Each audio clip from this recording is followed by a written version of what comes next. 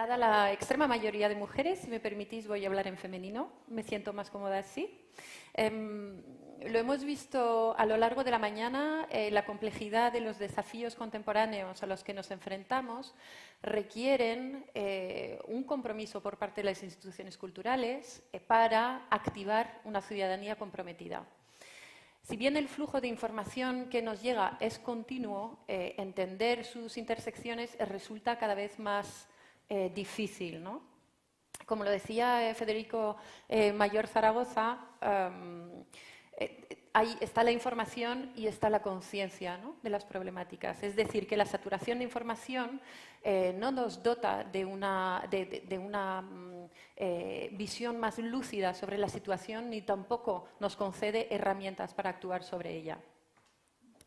Pero el arte comprometido y honesto con lo real, según el concepto de Marina Garcés, sí contribuye a construir un mundo común a partir del cual cada uno podemos empezar a movilizarnos, alimentar un pensamiento libre y crear conciencia. Con lo cual, las instituciones culturales deben ser defensoras, guardianas de ese papel del arte, y hoy vamos a explorar las maneras de tejer sostenibilidad desde la cultura y desde el arte. Tenemos para acompañarnos en este viaje el privilegio de contar con 4 mujeres excepcionales. Todas tienen en común el haber viajado, trabajado, estudiado fuera de nuestro país y ser personas reconocidas tanto por su talento como por su compromiso con la sociedad. Exploraremos, por lo tanto, a través de casos muy prácticos que nos van a contar cada una de ellas, exploraremos por una parte iniciativas, acciones que permiten a una organización implementar herramientas de desarrollo sostenible hacia adentro, cómo lo organizamos desde la gestión cultural. Exploraremos también iniciativas que nos permiten transmitir valores, movilizar la ciudadanía y con lo cual construir o proyectar un futuro de desarrollo sostenible hacia fuera de la institución. Y también exploraremos ese espacio que se mencionó desde el público en la anterior mesa redonda, ese espacio de intersección, de mestizaje entre arte y ciencias, que es donde realmente el arte cobra un papel de innovación, el arte y las ciencias, pero ese lugar donde podemos aportar soluciones concretas, pragmáticas, a las problemáticas graves y urgentes a las que nos estamos enfrentando. Vamos a empezar con Christine Wilson. Christine dirige el Departamento de Investigación Social de British Council, institución donde ha desarrollado su carrera durante los últimos 13 años. Allí lidera un amplio programa de investigación multisectorial en el cual se enmarca en particular la serie de investigaciones sociales Next Generation, enfocada a amplificar la voz de los jóvenes de todo el mundo en materias tales como la democracia, la justicia, la sociedad civil. Ha sido comisaria de varias exposiciones divulgativas sobre el papel del fútbol en el desarrollo, sobre los ODS y con anterioridad ha liderado los programas de emprendimiento social del British Council. Pertenece a la Royal Society of Arts y colabora o ha colaborado en varios comités asesores para la Universidad de Edimburgo, el Gobierno británico y la UNESCO. Muchas gracias, Christine, por acompañarnos hoy y es un privilegio tenerte con nosotras. Te escuchamos. Oh, thank you very much. Thank you, everyone. As I've done the introduction, I should just sort of say I apologize. I am the only person here who doesn't speak any Spanish at all, apart from buenas tardes. So I would also add that at a time like this, I feel a real privilege to be here, and it feels to me that it's more important than ever that across Europe, the UK still in Europe for now, but across Europe that we collaborate on such crucial issues at such a challenging time for all of us. And I'm delighted to see you all here because that shows that the recognition that these are severe challenges that are facing us now in Europe and across the world, but that we are all here in the spirit of collaboration. So I welcome you all. The British Council was set up in the 1930s to create what we then called friendly knowledge and understanding between the people of the UK and the rest of the world. And it was at a very, very bleak time, the 1930s. There was the Great Depression, the rise of fascism, and a looming war, a looming global war in the distance. And although I hope that is not necessarily the future we face at the moment, it is undoubtedly, as we are in 2017, we are also facing great challenges. Fascism, populism, the rise of the right, the rise of nationalism, certainly. And it means that I hope that the role of cultural institutions remains as vital now as it was then. So in the 1930s and then after the Second World War, the British Council looked to play a critical role in rebuilding the world, and it absolutely valued arts as crucial to that. So there were organisations like Sadler's Wells, which toured Europe, that was rebuilding at the time.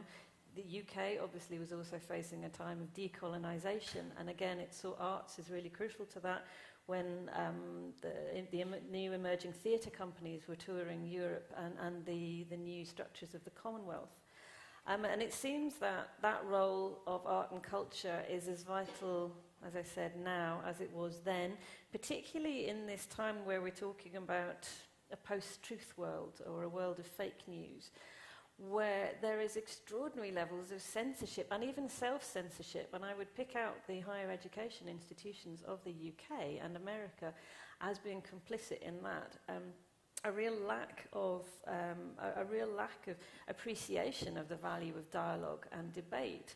And my colleague, thank you, my colleague Graham Sheffield, who is Director of Arts for the British Council, argues that the arts play a really important role, not just in giving people the opportunity to come together and value the arts for what they are, but also in invoking powerful individual experience, in questioning social realities, in creating safe spaces, but not unchallenging spaces, which is, I think, the balance that we need to look for now, and really penetrating political barriers and moving above and beyond the situation we find ourselves in now. And I was very pleased yesterday morning when I went to visit the Cervantes Institute to talk to them about the role of culture, to hear them speak very powerfully about culture as moving not just in the traditional space of arts and cultural expression that we may understand, but also they talked about education, about science, about the appreciation of gastronomy as well. All of these cultural expressions that I think can help us build connections around the world, particularly in the face of huge challenge. So the SDGs, the Sustainable Development Goals that bring us here to discuss, I can say I would take great pride in the role of the UK, particularly David Cameron was sort of one of the co-chairs that looked at the post-2015 development world. And it's true that the UK also signed into legislation the enshrining 0.7% of gross national income to be spent on development. So in some ways we're in a very good place. The SDGs are thoroughly at the heart of the UK's approach to development, and our Secretary of State has talked about them as the bread and butter of everything that we do. Now, I think the SDGs are by no means perfect. I think the current situation that you see in terms of migration flows, the refugee crisis, I think actually the SDGs really struggle to capture how the world needs to react to that. But they are in themselves a much more nuanced approach to human development that the MDGs were. The MDGs were very bottom line. The SDGs really appreciate, I think, issues around lifelong learning, around the concept of good work, good fulfilling work and well-being rather than just job creation and so on. And I think there's a very strong role for culture within that. There's no specific goal that pertains to culture, but I think if you look at elements of Goal 4 in education, there is an emphasis on appreciation of cultural diversity, where I think that the cultural sector has a huge role to play. I think the goal itself that is about well-being, I'm sure most of you are aware of the body of research that shows that appreciation and engagement with the arts is a huge factor in increased well-being. And I personally think things like Goal 16, which is about peace and justice and strong institutions, it strikes me that in that space of the arts being able to open space, to be able to open dialogue, that the arts can play a really, really crucial role in empowering civil society and empowering people to come together, empowering women, empowering young people to stay involved. It's a tricky time in the UK, as I'm sure you will understand. I have to say that it feels to me in some ways that our government has rather taken its eye off the ball on development because of the result of the EU referendum. Little is spoken about, unfortunately, in government now, and that is a huge challenge for all of us here. And I guess a challenge I throw out to all cultural agencies, associations who are interested in that, is in that spirit of collaboration and joining with civil society to hold the British government and all other governments accountable for the commitments they've made around the Sustainable Development Goals, especially with the knowledge that the SDGs are as applicable in our own countries as they are to the global south. A huge issue, obviously, for the MDGs was a sense it was very much the north and the developed world essentially imposing certain things on the south. The SDGs have brought us a new world in which I think we all need to collaborate to deliver, but also to hold our governments to account. And I do think the cultural sector has a role to play there. So, why the British Council? Clearly I'm slightly different to the other people on the stage in that I don't come from an arts institution or a cultural sector institution. We talk about cultural relations, which is about this development of knowledge and understanding, and that encompasses our work in English, our work in education, and our work in civil society as well in the arts. But we are very focused on sustainable long-term change, on impact, and on working with people around the world. In order to do that, it's all about, for us, long-term partnerships and building trust. And we believe that through that work, through the building of stable and inclusive societies, through enabling people to access education and to access and engage with the arts, that you can build a better world, if that doesn't sound too naive, but you can enable people to flourish and to take charge of their own future. And the power of culture in that is really, really important. Genuinely, I think, in terms of how it enriches education, how it can enable societies to coalesce around some of these really key issues. And that includes on some of the major challenges we face that might seem without the scope of the arts world, including about building and sustaining peace. If you look in Northern Ireland, where next year they will celebrate 20 years since the signing of the Belfast Agreement that brought a peace of sorts to Northern Ireland, the role of the arts community within that building and maintaining of peace is absolutely enormous and is probably often overlooked. But again, I think it's up to organisations like ourselves to reinforce that sense that the arts have to be front and centre of these major global issues.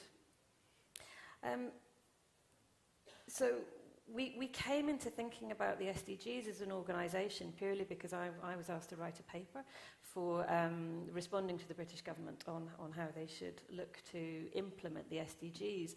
And it occurred to me it was a little bit odd that for an organisation like mine, we hadn't really had that conversation. But I think, and possibly the British Council is one of the larger organisations represented here, for an organisation like us that deals with so many different facets of work, to get someone to think about the sort of centrality of the SDGs was really hard. So my role initially, apart from writing this paper, was then actually to look at how we could raise awareness among my own colleagues, some of whom work in development, some of whom work on exhibitions, some of whom work on teaching English, some of whom work on project management and so on. How could we speak their language? And I did, in fact, I suppose, turn to a sort of cultural expression to do that.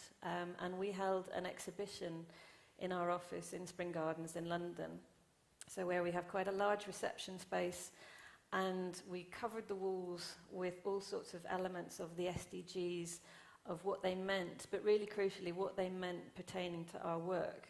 And for me, that's sort of one of the first lessons for any sort of work about embedding the SDGs was making it real, making the links with the programs that people actually do at the moment. So rather than just talking the very sort of highfalutin development speak, I had to make it real to the people who, who were working, who weren't working on development programs and so on. So I think making it real, making it accessible. We held this exhibition, it was up for 8 weeks, and we held a number of talks at the same time. We invited in a lot of our stakeholders and challenged them to start thinking about what the SDGs would mean for them, whether they were working in supporting social enterprise, whether they were working with teenagers in the vocational education space, whether they worked in science and technology. We commissioned a short film really to try to bring this alive and to try and situate it. I'm not going to show it here, it's in English and it's all quite text heavy, but if anyone is interested in kind of the visuals of the exhibition, do come and talk to me afterwards. I'm happy to share that. So we really took the message to staff, I suppose, rather than expecting them to come and just pick up this rather nebulous idea of sustainable development. We really tried to make it real for them. And then we actually took elements of the exhibition out and about. So when the British Council was having a presence in South Africa, where we held a big higher education conference, we took parts of that exhibition there as well. When we were in Brussels to engage with the European Union, we did exactly the same thing. But then we moved on, I think, to one of the more crucial phases, which is about impact and evidence, I think, which is one of the great challenges also for the sector. So I'd had a feeling that the work of the British Council, that our portfolio was working and contributing towards the SDGs, but I couldn't actually prove it. So we had to bring in someone who then had to trawl through the paperwork of an awful lot of our programs and trawl through the evaluations. And the evaluations of programs that weren't designed with the SDGs in mind, just to see if we could make those links. And again, make those links and then make it real for colleagues to say, look, you're already having an impact. If we design our programs better in future, we can have even more of an impact. And so we developed some case studies, again, sort of keeping it and making it real for colleagues to understand the impact they were actually having. And that's been it so far, because the challenge has been to keep the conversation going when there are so many competing priorities and so many different things going on, so many different funding streams that we have to bid for or we have to look out for, and I'm sure that's something that probably resonates with all of you as well. I know the task was to keep it very focused and practical, so I suppose what I'd like to end with is sharing with you some of the challenges and issues that we faced, and kind of throwing them out as challenges and issues for all of us to face together. Firstly, I would say on the upside, when we did commission a particular piece of work about our cultural and creative industries programs and development, it came back very positively, saying that this work can add clear value. It can add clear value in absolutely the way that Graham, that I referenced at the beginning, said. It opens up spaces for people to be able to reflect on themselves and their work. It opens up spaces that go well beyond the political, and it opens up spaces that are safe but that are also challenging. However, at the same time, the scale of issues that are encapsulated within the SDGs is enormous. Goal 17 in itself is about revitalising the global partnership for sustainable development. And I suppose my first challenge is ensuring that the cultural sector, cultural organisations, big and small, are part of that. So I was talking to the Cervantes Institute about how to work through UNIC, sort of European level of cultural institutions. But that's at one level, that's almost at a sort of government national level. I think all organisations need to be part of that global partnership. I think also it's taking the discourse that we have out of this room. That is a huge challenge, certainly for me, coming from more of a development field. It's very easy to talk to ourselves, and it's very easy to be talking to ourselves and being pleased with ourselves and setting ourselves targets, but it's taking the conversation out of the rooms and out of the spaces we normally are in. Not doing that is a huge risk, because not doing that, I think, is what has led us to the rise of Donald Trump and Brexit and all of these things. So taking the conversation out beyond our comfort zones is absolutely vital, and we can't, as institutions, engage properly with the SDGs and with global partnership if we don't do that. So I suppose that is a challenge for us all. Another obvious challenge is funding.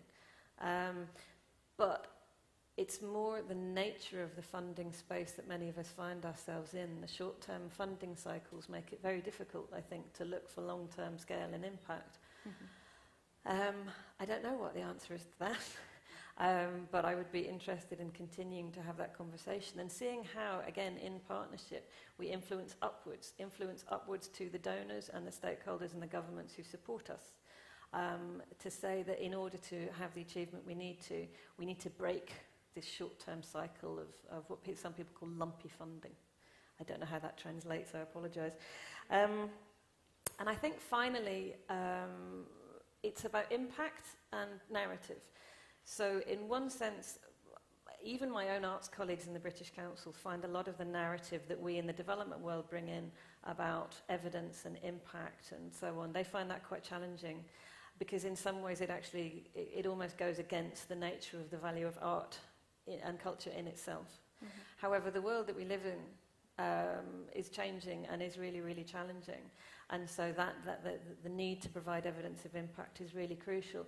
But even more when it comes to the SDGs, it's to have a narrative that shows real difference. Because otherwise we run the risk of just tinkering at the edges. But I suppose I would say that, you know, for a group of people well versed in art and culture and telling stories, I think that one huge role the cultural sector can bring into the SDGs is that power of storytelling, the power of narrative, the power to go beyond the numbers to show the absolute value of what we can do together. So having thrown out an awful lot of challenges at you, I would say as well that even though I'm from a cultural relations institution, not from the cultural sector directly, it is obvious to me the value of this group of people here today and more broadly what you represent. So I'm delighted to be part of this conversation. Thank you.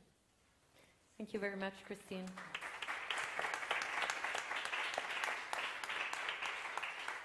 Muchísimas gracias por volver a poner en el centro ese rol político que todos los agentes del sector cultural debemos tener. Hay cosas que no podemos permitir, lo decía también Federico Mayor Zaragoza esta mañana, ¿no? Hay cosas que no debemos tolerar, no podemos tolerarlas simplemente. Hay que salir de esa zona de confort y hay que estar allí. Hay cosas que hay que defender, que hemos tardado siglos en construir y que hoy en día tenemos que estar allí y tenemos la posibilidad de hacerlo.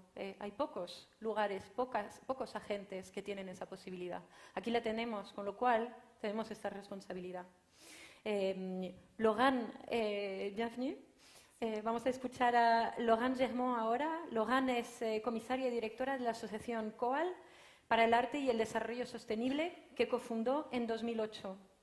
Desarrolló su formación en Historia del Arte y Museología en la ilustre Escuela del Louvre, donde se especializó en arte contemporáneo y su relación con la naturaleza y la ecología. Desde 2008 es la directora artística de las actividades de COAL y, en particular, del Premio COAL Arte y Medio Ambiente. Fue socia y codirectora de la revista y galería de arte NUC, Autorretrato de la Generación Contaminada, y ha colaborado en la creación y la organización del coloquio El Artista Partícipe de la UNESCO en 2004. Desde COAL trabaja en la elaboración y puesta en marcha de una estrategia nacional de cultura sostenible consensuada con el Ministerio de Ecología y el Ministerio de Cultura. Y a nivel internacional lanzó Art COP21, la agenda cultural de la COP21. Merci beaucoup de nous accompagner aujourd'hui. Escuchamos, Laurent.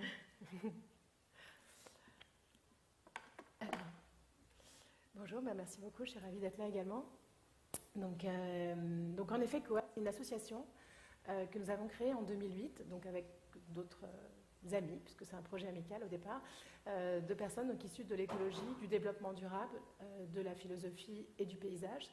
Et ensemble, en fait, on avait cette conviction que les transformations et les défis auxquels on devait faire face ne pourrait pas avoir lieu sans une transformation culturelle en profondeur et que finalement, les solutions techniques pouvaient exister ou émerger, un certain nombre de choses pouvaient advenir, mais que finalement, sans changement culturel, sans changement de représentation, sans écriture de nouveaux récits, en effet, il ne pourrait pas y avoir de changement de comportement et donc de transformation réelle et rapide aussi, puisqu'il y a un caractère d'urgence de notre société. Donc cette coalition pour l'art et le développement durable, on l'a donc montée, on s'est interrogé sur les actions qu'on peut mettre en œuvre pour mettre en pratique en fait ces convictions, et on s'est retrouvé très vite face à finalement une scène qui était très peu développée,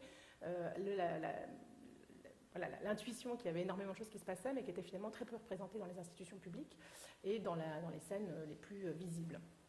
Et donc c'est la raison pour laquelle effectivement une de nos premières actions, attendez, j'ai un petit, hop, voilà, notre première action a été de créer ce prix Coal Art et Environnement, puisque se posait la question de savoir mais comment identifier les artistes, comment mettre en mouvement en fait cette nouvelle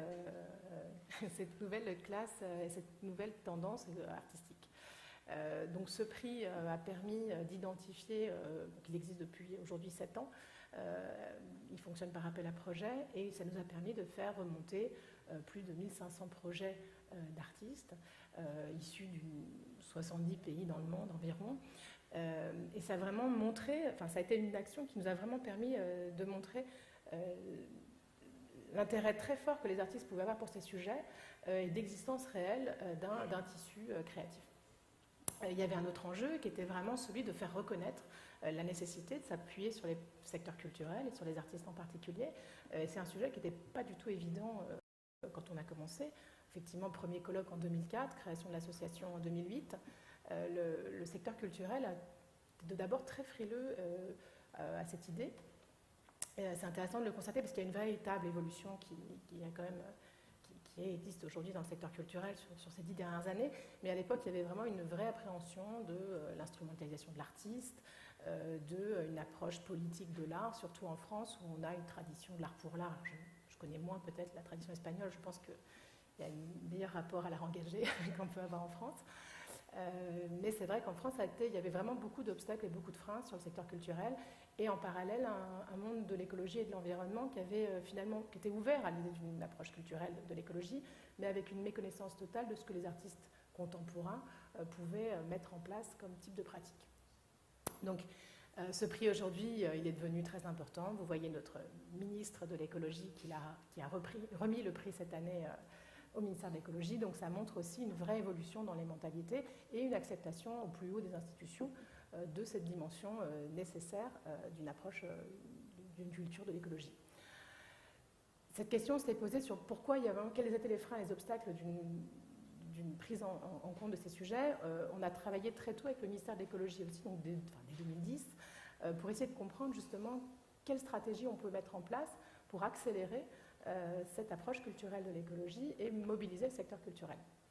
Donc on a mis en place un certain nombre d'outils, on a fait une étude internationale, on a monté un atelier professionnel qui nous ont permis de comprendre effectivement un des enjeux, c'est-à-dire que d'un côté on a un tissu associatif qui émane de la société civile, on a des artistes, etc. On a une multitude de pratiques extrêmement innovantes, extrêmement engagées à l'échelle ultra-locale, et en parallèle de ça, on a finalement... ces initiatives transparaissent très très peu dans les grandes institutions, sont très peu relayées par les médias. C'est valable pas que dans la culture d'ailleurs, hein. Il y a une culture médiatique très sombre qui insiste davantage sur les mauvais aspects que sur les bons, et il y a globalement un manque de soutien à cette dynamique qui émane du bas de la société, je dirais. Enfin, en tout cas, c'est ce qu'on appelle le bottom-up et autres, mais c'est vrai qu'il y a une véritable disparité entre la représentation au sommet des institutions et en bas. Et donc c'est vrai qu'on a, un des enjeux, un des constats, c'était de voir que finalement, ah oui, je me suis trompée. Ouais, c'est ça. Hop. C'était que finalement, toutes ces petites initiatives n'ont pas les moyens d'être fédérées, de se structurer, de prendre la parole ensemble, et généralement leurs faibles moyens leur permettent à peine de valoriser leurs actions. Donc on a essayé de mettre en place des actions de valorisation et pour structurer aussi cette prise de parole de la culture. Un des outils qu'on a créé, c'est Ressources Zéro, qui est une plateforme internet donc, qui existe depuis quelques années aujourd'hui et qui regroupe plusieurs milliers maintenant d'articles, d'actualités, de guides des acteurs, de guides des pratiques, de ressources intellectuelles qui permettent d'orienter les acteurs culturels et également d'essayer de structurer, de fédérer cette scène artistique et de la constituer en véritable mouvement. C'est dans cette continuité en fait, qu'on a, à partir de 2014, et en vue de la COP21 donc, qui s'est déroulée à Paris en 2015, monté un grand événement qui s'appelait ARCOP 21, qui se voulait être donc l'agenda culturel Paris-Climate 2015.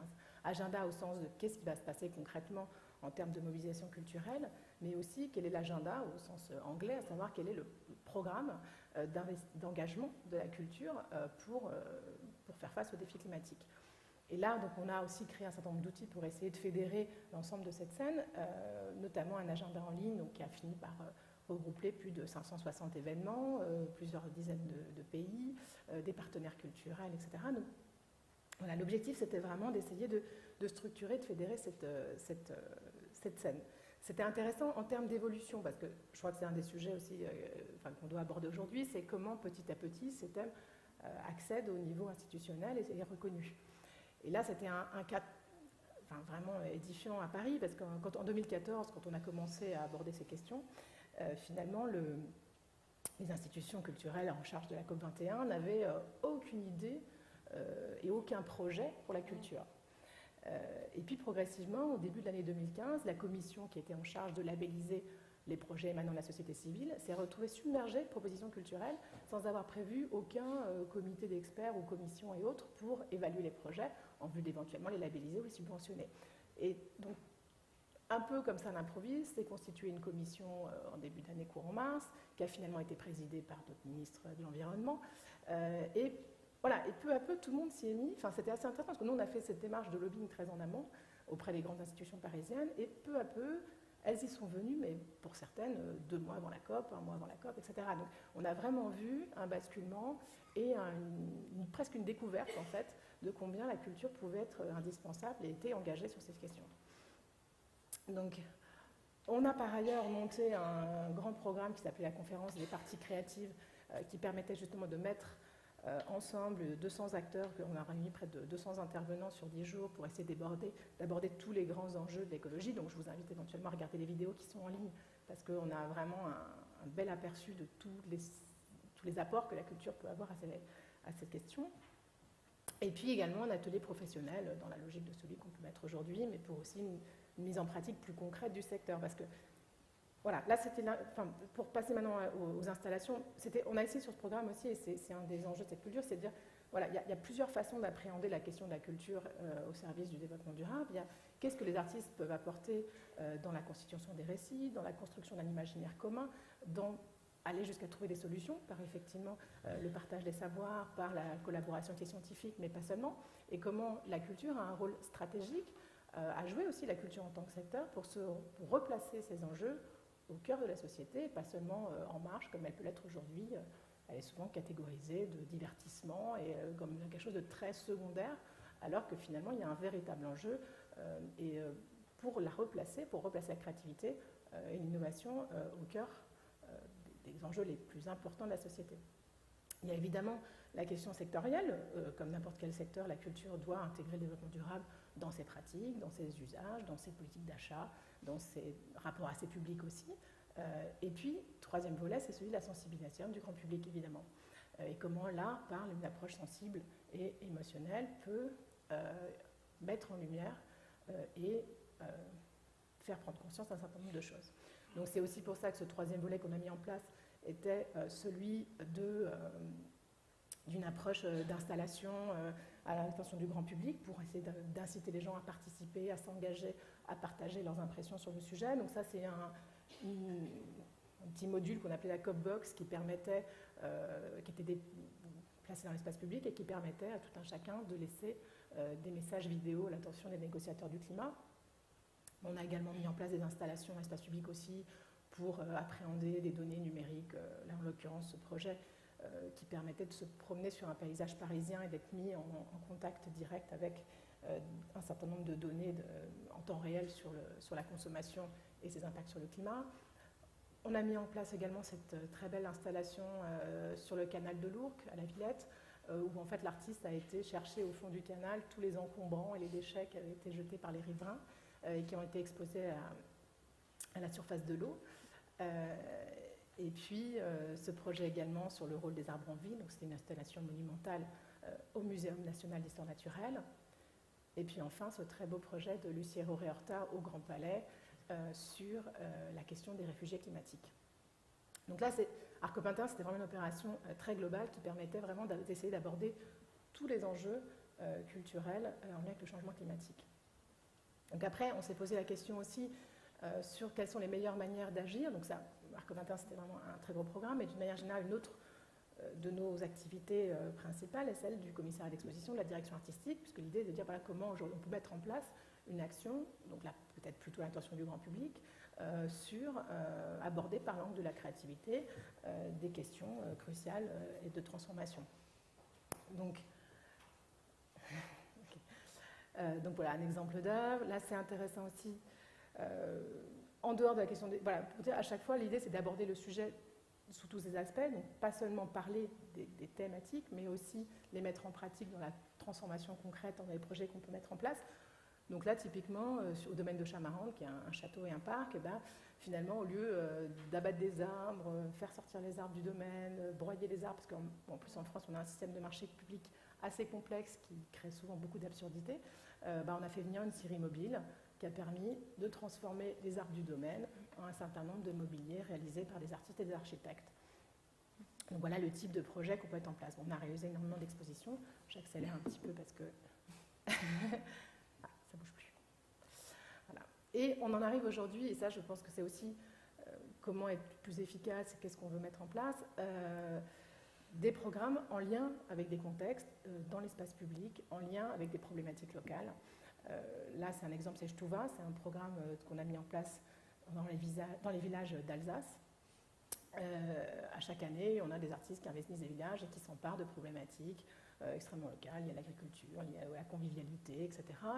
Et ça, on voit, on parlait tout à l'heure aussi de qu'est-ce qui apparaît, de quels sont les secteurs qui se développent. Et c'est vrai qu'on voit, en France, il y a vraiment une émergence des programmes en lien avec des zones naturelles, des parcs nationaux. On va commencer à travailler avec le parc national du Haut-Jura également, des promenades écologiques, etc. Et ça, il y a vraiment une explosion de ce type de démarche. Donc c'est intéressant là aussi de voir que ça émane plus des collectivités et des territoires que des institutionnels de l'art.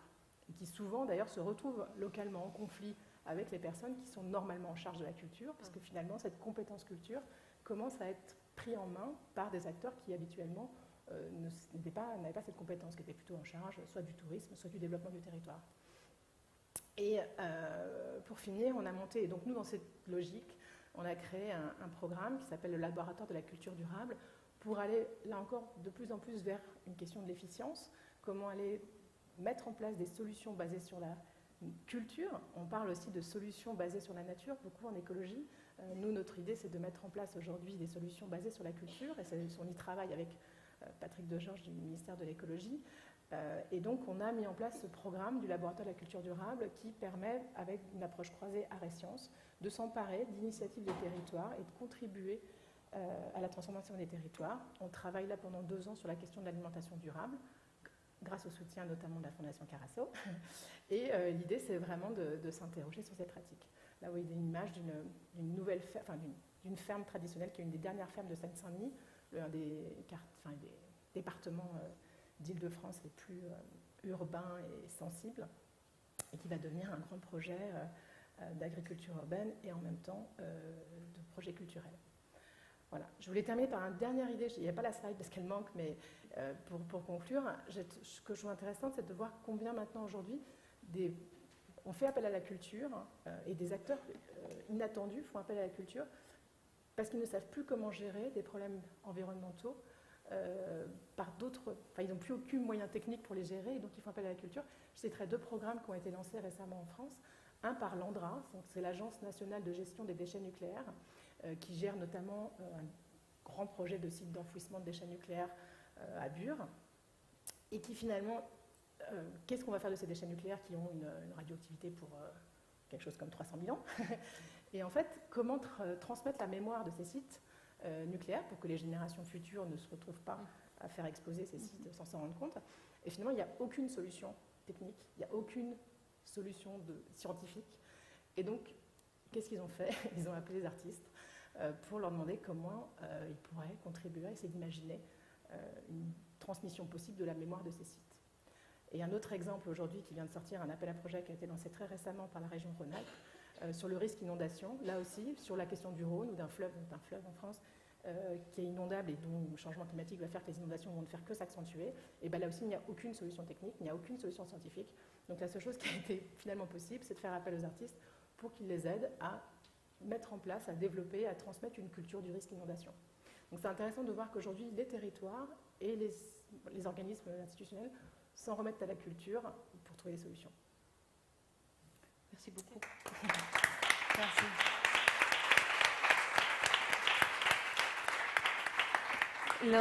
Logan, muchísimas gracias por ese viaje ilustrado, magnífico, creo, desde la cultura de la ecología a la ecología del arte, ¿no? Que es como un poco ese viaje que hemos visto.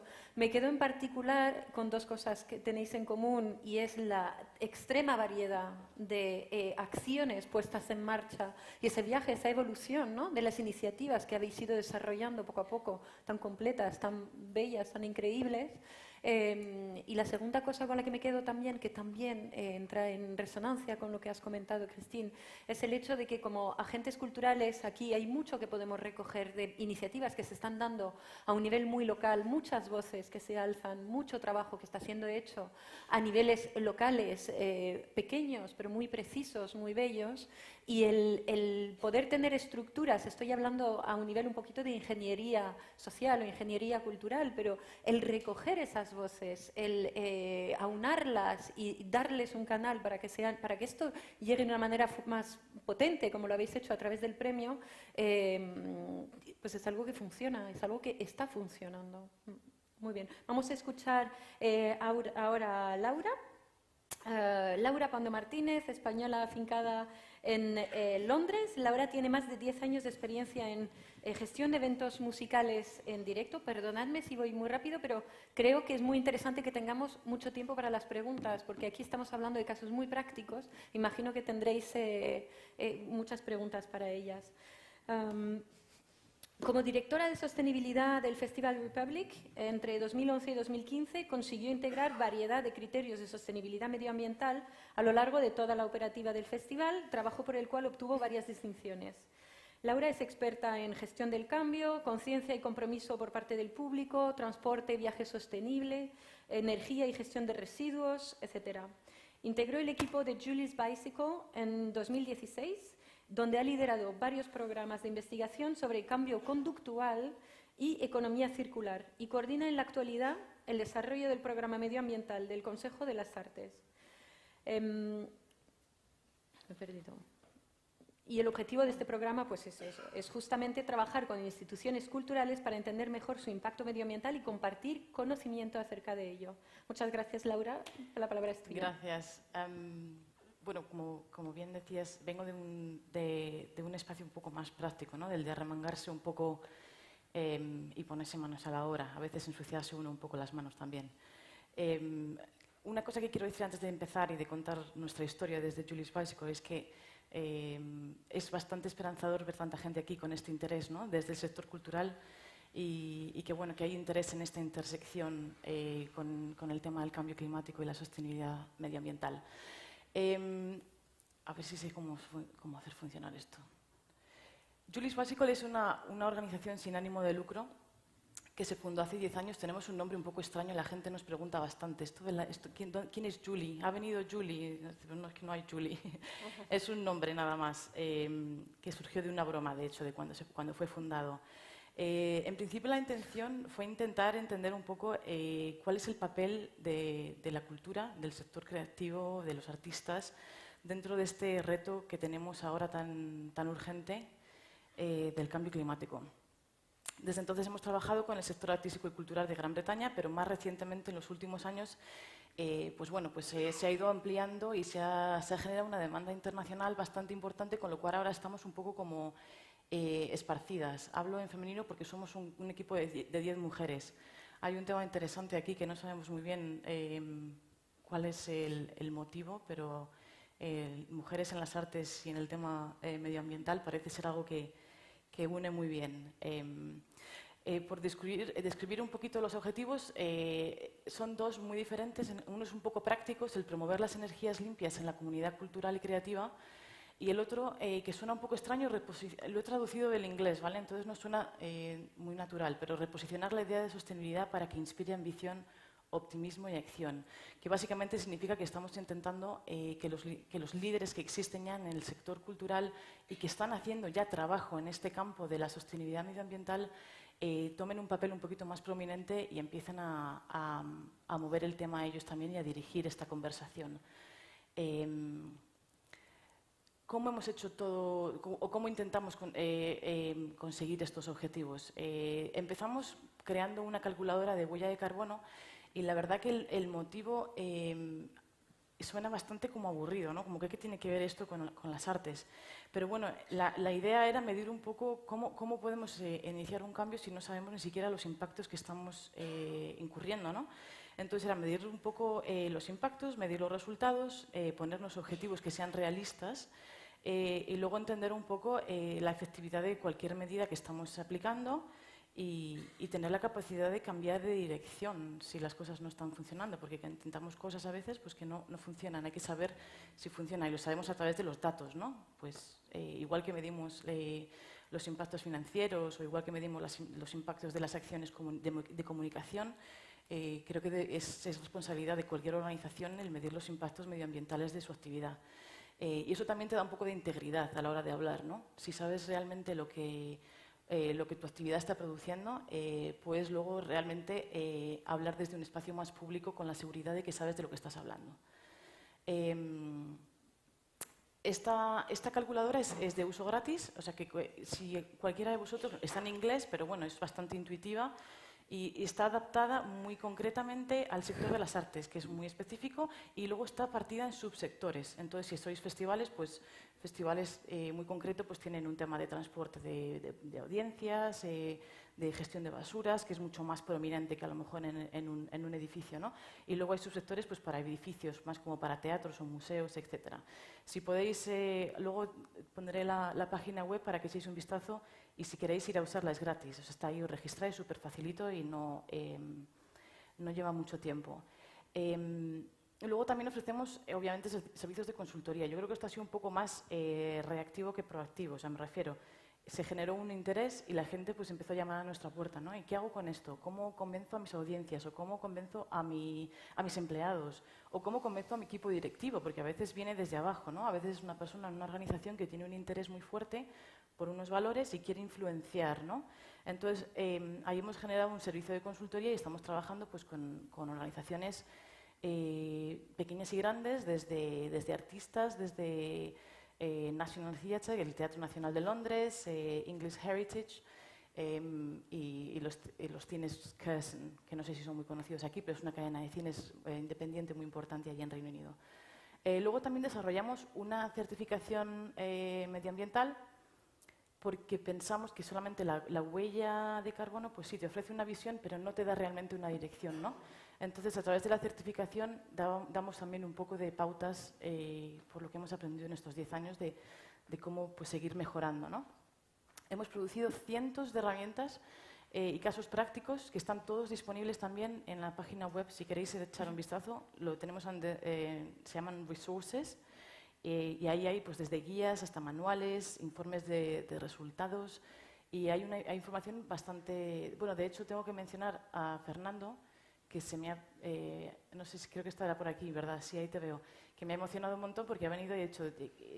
aprendí tanto a través de estos recursos y de estos manuales y estas herramientas que de hecho has basado tu vida profesional un poco alrededor de continuar este trabajo. Entonces, bueno, pues ahí están, ¿no? Están en inglés, pero ahí hago un llamamiento a cualquier institución que quiera traducirlos al castellano. Ahí están. Si tuviera tiempo lo haría yo misma.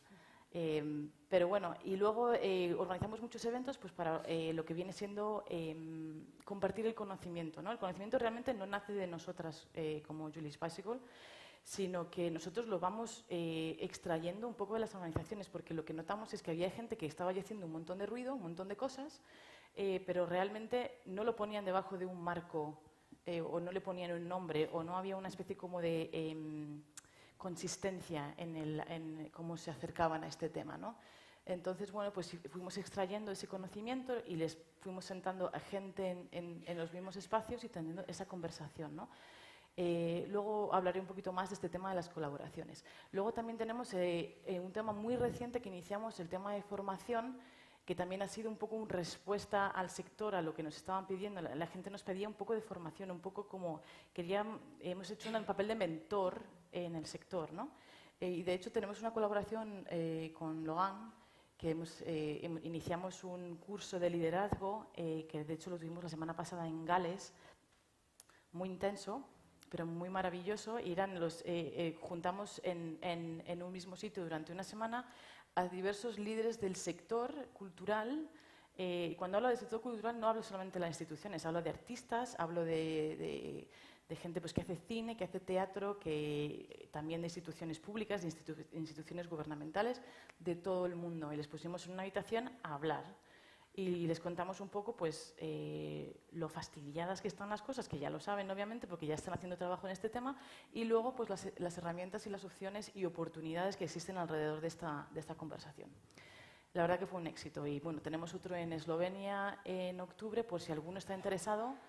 Abriremos seguramente la convocatoria bastante pronto, seguramente que en mayo, por si queréis echar un vistazo también en nuestra página web. Luego también hacemos un tema un poco más... Espera, me he dado cuenta de que no he pasado la página. Sí, la he pasado, perdona. Intentamos también inspirar un poco lo que viene siendo creatividad en las respuestas a este tema, ¿no? Entonces, no es solamente el centrarse tanto en los impactos medioambientales, que es importante y te da ese rigor y esa integridad de la que hablábamos, pero también utilizar ese potencial increíble que es el de la creatividad, el del artista, el de imaginar. El otro día comentaban en este curso que os estaba diciendo ahora que el artista y el creativo lo que tiene es la capacidad no solamente de crear o de imaginar, sino de percibir lo que está pasando en la sociedad e interpretarlo, ¿no? Entonces, ese papel no debemos desestimar el poder y el potencial que tiene realmente, ¿no?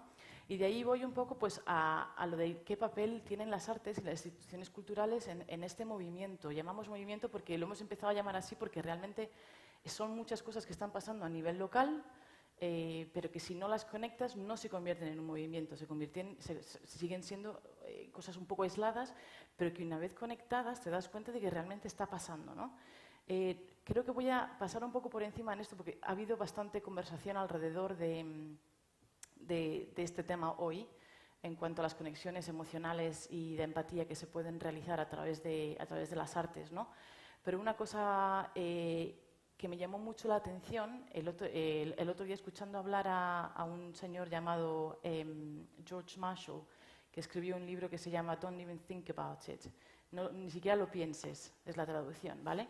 Que comentaba que aunque el cambio climático es un tema que se ha demostrado, se ha llegado a unanimidad científica y social de que está ocurriendo, hay evidencia, hay consenso, y los impactos son, está pasando globalmente, los impactos son muy globales y se sufren en las comunidades, ¿vale? Se sufren en cuanto que hay éxodos y migraciones masivas porque hay sequía o porque hay inundaciones, se sufren porque hay muchísimas víctimas de lo que viene siendo la polución en el aire, enfermedades respiratorias, hay un montón de datos detrás de eso, pero todavía lo que sucede es que 1 de cada 2 personas, y esto nos incluye a todos, no recuerdan haber tenido una conversación respecto al cambio climático. A lo mejor la han tenido, pero no lo recuerdan.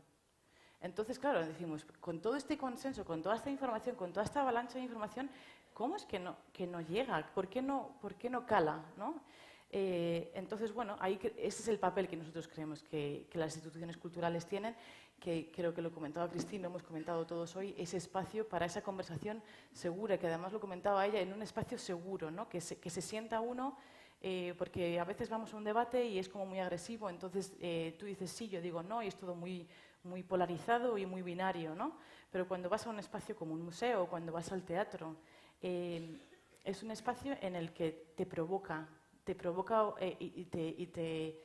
y te rompe un poco los esquemas muchas veces, ¿no? Entonces, cuando vamos a consumir arte, Estamos en un punto de vista en el que derribamos ciertas barreras y estamos preparados a que alguien nos diga que tenemos que cambiar algo, ¿no?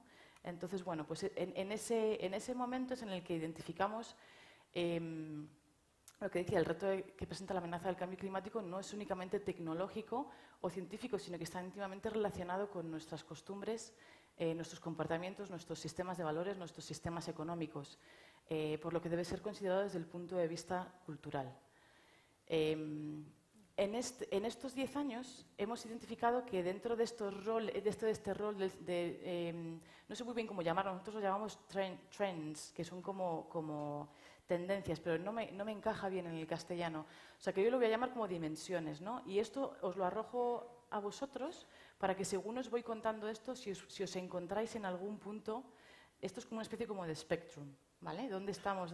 En el espectro de la acción dentro del sector de las artes. Entonces hemos identificado que uno de ellos es la creación y la programación artística medioambiental. Y con esto me refiero pues, a todo lo que tiene que ver los poemas, los libros, las películas, las exposiciones, todas esas conversaciones de las que estábamos hablando. Voy a poner un ejemplo muy personal, pero me gustaría también oír, si podemos luego después en el tiempo de preguntas, ¿cuál es la obra, si hay alguna obra de arte o alguna pieza que os haya hecho pensar en este tema? Yo recuerdo una muy particular y que fue de manera como muy fortuita, que cayó en mis manos, un libro llamado La carretera, un autor estadounidense llamado Cormac McCarthy, y que bueno, que trata de un poco de un tema un poco apocalíptico. Quizá a mí me tocó mucho porque bueno, hay muchas maneras de inspirar, ¿no? Pero de alguna manera habla de esta historia de este padre y este hijo que viven en este mundo en el que hay una degradación medioambiental increíble.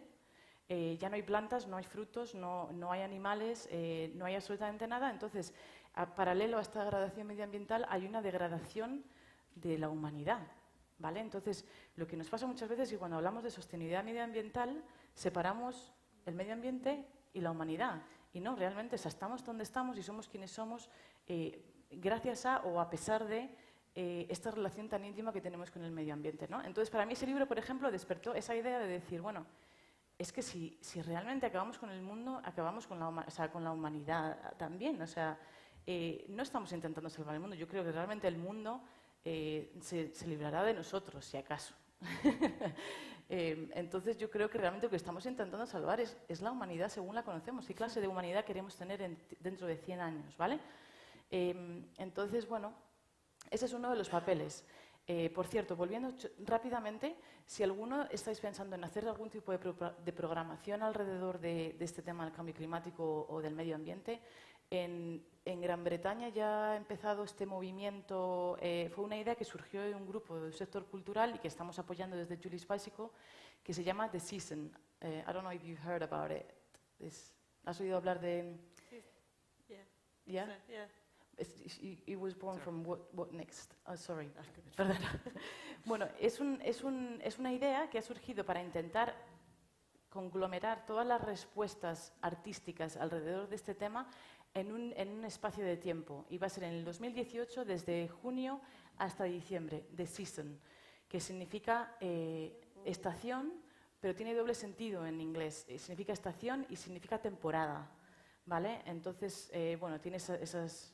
Creo que le van a cambiar el nombre, pero bueno, de momento se llama The Season. Y es en el 2018 y pretende, pues eso, que haya una especie como de respuesta global, internacional, de todo el sector creativo que diga, estamos detrás de esto, ¿vale? Estamos todos juntos. Y hay un movimiento y tiene una voz, y la voz es muy diversa y las respuestas son muy singulares, ¿vale? Y bueno, es bastante orgánico de momento, pero bueno, si podéis echar un vistazo y también os podéis registrar desde la página web nuestra. Luego tenemos el otro papel, que es el papel de los artistas como activistas. Lo vemos Leonardo DiCaprio, Mark Ruffalo, creo que Miguel Bosé también ha estado haciendo algunos ruidos alrededor de este tema. Y bueno, pues es el tema de la responsabilidad y bueno, de la plataforma que tienen para hablar con millones y millones y millones de personas que tienen pues en mucha estima a esta gente que es tan famosa, que no, en su opinión no vale ni mucho más ni mucho menos que la de cualquiera de nosotros, pero bueno, tienen el privilegio de poder hablar con mucha más gente de la que puedo hablar yo, por ejemplo, ¿vale? Entonces, hemos visto también una especie como de resurgimiento de este rol, el de los artistas tomando un papel un poquito más de activista, ¿vale? Luego también hemos visto las colaboraciones creativas, que esto va un poco en el tema también de unir, conectar las acciones que están pasando localmente y sobre todo cómo influenciar. Ahí vemos, por ejemplo, un ejemplo que veis que se llama MUST, que son diferentes organizaciones culturales, teatros, museos que se han juntado y bueno, han empezado a hacer un poco pues cómo bajamos el impacto medioambiental, qué políticas ambientales aplicamos aquí, cuáles son los planes de acción y hacerlo de una manera un poco coordinada, ¿vale? El éxito ha sido tal que ahora tienen al Ayuntamiento de Manchester llamando a su puerta, que quieren saber, ¿vale? Entonces esto lo que nos dice es que las colaboraciones primero nacen desde la generosidad, de decir, bueno, vamos a compartir lo que ha funcionado, desde la humildad, vamos a aprender a lo que a otro le ha funcionado bien, lo comentábamos antes, ¿verdad? O sea, es esa generosidad, primero, de compartir el conocimiento, segundo, la humildad de aprender del otro, y luego el llevarlo a otras plataformas, el colaborar, no solamente que se quede en el sector de las artes, llévatelo al sector de la política, llévatelo al sector de las ciencias, colabora, mezcla, ¿vale? Entonces han salido muchas colaboraciones muy interesantes y creemos que es otro campo en el que muchas organizaciones culturales están actuando. Luego están las organizaciones como la nuestra, como la de Logan y como muchas otras que están facilitando este cambio, ¿vale? Que están siendo como plataforma, como repositorios de conocimiento y bueno, pues generando un poco la conversación y dándole un poco de dirección y ampliando también hasta dónde se llega, ¿no? Perdona que a veces es que me cuesta hablar de este tema en castellano porque siempre lo hablo en inglés. Y bueno, luego está obviamente otro rol que es el del diseño y la arquitectura y la innovación. Los arquitectos que están empezando a pensar en los edificios como también lugares donde pueda haber biodiversidad, donde podemos integrar un poco más el tema natural dentro de nuestras ciudades también y no estar tan despegados, que lo que pasa con las ciudades es que nos despegamos un poco del tema de la naturaleza, del tema medioambiental y bueno, luego también hay mucho alrededor del diseño circular, de cómo tener en cuenta la vida de los productos, cómo terminamos esa vida de los productos, si están hechos para ser reparados o están hechos para ser reutilizados, si están hechos para ser reprocesados. Luego tenemos el liderazgo de las instituciones culturales, que bueno, pues lo que decíamos, se ha hablado todo el día de este tema, de cómo podemos albergar esas conversaciones, no solamente desde el punto de vista de la integridad, de reducir nuestros impactos desde el edificio, pero también mirar al tema de las exposiciones que estamos programando para albergar esa conversación, ¿vale? Para generar esos espacios seguros de cambio. Y luego también tenemos, por último, dime si me estoy pasando de tiempo, ¿voy bien? ¿Sí? ¿Cuánto tengo? ¿2 minutos? No, pero termina. Vale, no, y luego están pues, un tema un poco más político, que hemos visto Arts Council, que podemos hablar un poquito más después, si queréis, en las preguntas, de introducir medidas políticas. Y esto, bueno, pues hay algunas organizaciones que tienen la capacidad de dar subvenciones y cómo se dan esas subvenciones y qué requerimientos se introducen, pues pueden modelar la respuesta y pueden, de hecho, influenciar a muchas otras organizaciones. Voy a pasar súper rápido con el caso práctico, pero luego pasamos a las preguntas. Tenemos un programa con Arts Council England. Arts Council England es una organización pública que reparte los fondos que van destinados al sector cultural en Inglaterra. Entonces, bueno, ellos introdujeron estos requerimientos alrededor del medio ambiente y de la medición de impactos. Y bueno, pues voy a pasar muy rápido. Es que no quiero pasarme de tiempo, pero realmente solamente quiero pasar a lo que viene siendo los resultados, que aunque no eran obligatorios estos requerimientos, el 98% de 685 organizaciones están involucradas, se consideran involucradas, ¿vale? Han participado en esta iniciativa. Solo en Inglaterra. El 88% se consideran involucrados también de manera más general, ¿vale? Y hay un incremento del 8% con respecto del año pasado. un incremento del 30%, o sea, un 80% en total de esas casi 700 organizaciones tienen un plan ambiental y lo han presentado, ¿vale? Luego, lo que viene siendo la energía, la electricidad representa el 95% del total de la huella medioambiental, de la huella de carbono, y se ha reducido en el año pasado un 17%, ¿vale? Entonces, luego tenemos en lo que viene siendo de las emisiones del efecto invernadero una reducción del 10%, y lo que seguramente le interesa a mucha gente es lo que significa eso en tema de dinero, ¿vale? El año pasado solamente el sector cultural en Inglaterra se ha ahorrado más de 5 millones de libras. Esto solamente en electricidad, ¿vale? Si esto sigue así, bueno, en total desde que el programa empezó han sido 8 millones, casi 9 millones de libras. Y si esto sigue así para el 2020 serán 54 millones de libras. O sea, realmente esto tiene un efecto que también contribuye a la resistencia y la resiliencia financiera de las organizaciones. Y bueno, luego ya seguimos hablando. Voy a dejarlo ahí. Muchas gracias, Laura. Bueno, pues los primeros pasos parecen fáciles. Tenemos la caja de herramientas además a disponibilidad y haciéndolo ahorramos dinero. O sea, ¿qué es lo que nos impide, ¿no?, empezar a caminar? Has hablado también de un lugar seguro, ¿no?, para esas conversaciones, para desaprender, para trabajar sobre sistemas de valores y conductas. Y eso nos lleva directamente también al testimonio y a los casos prácticos de los que quiere hablar Lucía. Lucía Vázquez García es licenciada en Historia Medieval e Historia del Arte y es museóloga. También es beca Fulbright y ha ejercido como directora de exposiciones del Museo de Arte de Filadelfia. Dirige desde 2008, ¿no? No, directora no, trabajé con la directora. Vale. Dirige desde 2008 el Departamento de Educación del Museo Picasso de Málaga, donde lidera un programa centrado en trabajar en el espacio de intersección entre arte, ciencia, inteligencia emocional y sostenibilidad, a la vez que en el desarrollo de dinámicas de inclusión de colectivos excluidos. En su faceta más social, Lucía, como experta en planificación y gestión de intervenciones de cooperación al desarrollo, preside la ONG Justa Alegría, con la que colabora desde 2006 y trabaja actualmente en el diseño, coordinación y asesoría de proyectos de educación para el desarrollo sostenible. Muchas gracias, Lucía, y the floor is yours. Bueno, pues yo agradecer especialmente a Marta García Haro que el haber organizado estas jornadas, por supuesto también a la UNIA y a la Red, pero el ser ella el motor y el alma de estas jornadas, ¿no? Y por supuesto el haberme invitado a tener la oportunidad de estar aquí.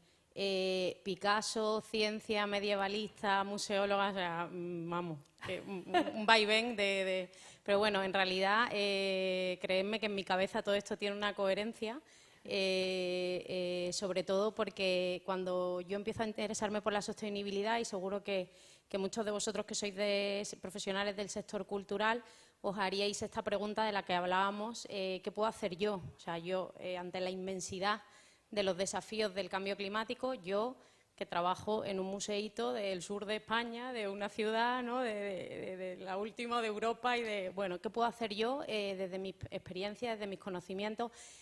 Hemos dicho, claro, esa respuesta es muy fácil desde la botánica o la ingeniería, pero desde el arte la conexión es extraña. De hecho, yo represento a un equipo, María José Valverde, José María Pacheco, que nos hemos hecho esa pregunta partiendo del Museo Picasso, pero yéndonos más allá, porque ahora el proyecto en el que estamos inmersos pues ya ha empezado a rodar solo, y yo, que me encuentro de excedencia porque tengo un bebé, pues me veo trabajando en el proyecto y yo sigo, ¿no?, muy motivada. En este viaje hacia qué puedo hacer yo, nosotros partimos de 12 años de experiencia en el uso del arte como herramienta. A mí me encantan todos los ejemplos que ellas han puesto porque nos proporcionan ese arte que nosotros podemos usar. Esos artistas que están trabajando la sostenibilidad son la herramienta perfecta para que nosotros podamos movilizar y sensibilizar a la sociedad como educadores, y yo os hablo como educadora que trabaja con arte. Entonces, claro, nosotros trabajamos con el público, pero queríamos llegar a un sector muy concreto. Y nosotros queríamos trabajar arte, sostenibilidad y, por ende, ciencia. Queríamos hacer un proyecto multidisciplinar en el que se involucrase a los centros escolares, a la comunidad escolar. ¿Y por qué? Pues porque realmente creemos que es la comunidad escolar, que no son solamente los alumnos y los docentes, sino que también son sus familias, donde está todo eso que hablábamos esta mañana de concienciar a la población para la transformación social. Es ahí, en esos sitios, en esas aulas, donde realmente se puede llegar o se llega más, a más población y se construye esa ciudadanía crítica de la que hablaba Ricardo esta mañana, ¿no? A mí me encantó una pregunta que lanzó Gonzalo Fanjul cuando vino a Málaga a hablar. Gonzalo Fanjul es experto en temas de refugiados, sobre todo, lleva el blog 3.500 millones, y que ha repetido hoy Federico Mayor Zaragoza. ¿Qué le diremos nosotros a nuestros hijos de dónde estábamos en este momento y qué hicimos? Nosotros estamos en este momento histórico. ¿Qué le vamos a contar a ellos? ¿Cuál fue nuestro papel individual? Nuestro papel como gestores culturales, pero también como artistas, ¿no? Entonces, estas instituciones culturales, que tienen mucho que decir y mucho que hacer, como ya hemos visto, pues manejan un arte, y un arte que se convierte o que se puede convertir en manos de docentes formados, de profesores bien formados, en un arma muy potente que combina ciencia, filosofía, literatura, como decía antes también Ricardo, que se puede mirar desde muchísimas perspectivas y que además tiene la facultad inherente de emocionarnos, de ser un vehículo para la emoción.